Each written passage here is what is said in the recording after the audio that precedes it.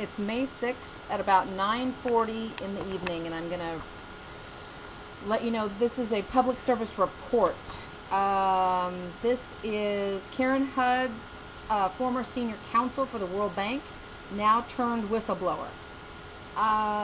This interviewer had the opportunity to speak to one of the Western world's most courageous and astute women.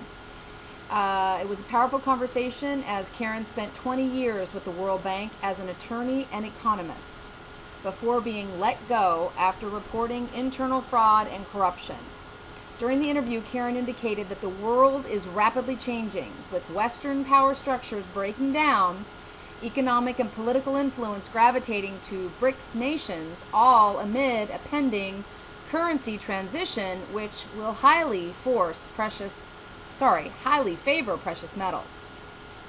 Starting out by discussing the shocking centralized power she witnessed while working at the World Bank, Karen explained that a study done by 3 Swiss system analysts who used mathematical modeling shows how the world's 43,000 transitional corporations were being controlled through interlocking corporate directorates.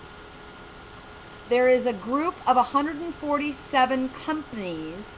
Most of them are financial institutions, and what they've done is, through the interlocking directorates, they control 40% of the net worth of these 43,000 companies and 60% of their earnings. So that group has been using the presidency of the World Bank as kind of a puppet to dominate the world. That's now finished. A major shock to the centralized power base, according to Karen, was the recent move to by the BRICS nations leaders, to bypass the World Bank for their financing needs, that by establishing their own development bank. As the BRICS nations, and that's Brazil, Russia, India, China, South Africa, and we have 2 more. We have Indonesia and Iran now. Economic power grows, she explained, they're not going to be strangled anymore through the grabbing of their resources. So their decision to start their own development bank was their way of letting the world governments know that it's time to end this corruption.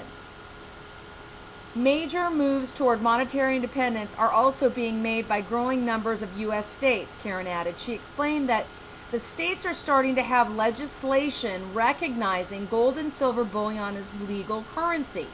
This is also a very strong signal that states are sending to the federal government that the time to get serious about ending the corruption in the financial system is now here.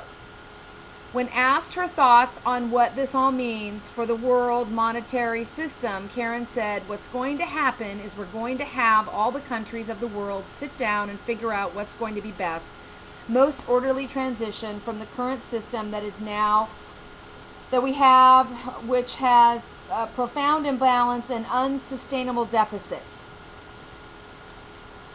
I ran out of ink, actually, so I'm a couple paragraphs short, but I'll finish it by saying, as a final comment, speaking towards her difficult journey as a World Bank whistleblower, Karen said, I've been struggling for years to tell the American public what's been going on. I haven't gotten through because this financial group has bought up the press and has been spreading disinformation systematically. That undermines the whole point of a democracy. How can voters vote without an informed opinion, without the information that they're entitled to? So this stranglehold on information is going to end in very short order. And again, I ran out of ink for the last part, but the interview with Karen Hudes is going to be linked to there'll be an MP3 link to it down below in this recording. And to support Karen and what she's up to in her work, go to KAHUDES.net.